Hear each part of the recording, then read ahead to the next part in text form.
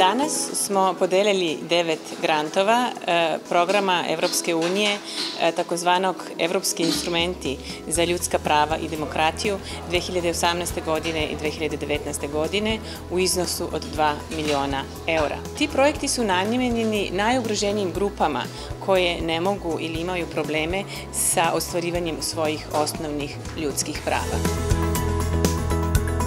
Forum žena Prijepolja je dobio projekat za osnaživanje žena za učešće u lokalnim zajednicama. One su isključene u svojim mjesnim zajednicama, nema ih u savjetima, nema ih na zborovima građana i građanki, a imaju sasvim posebne potrebe od muškaraca i treba ih aktivirati i uključiti.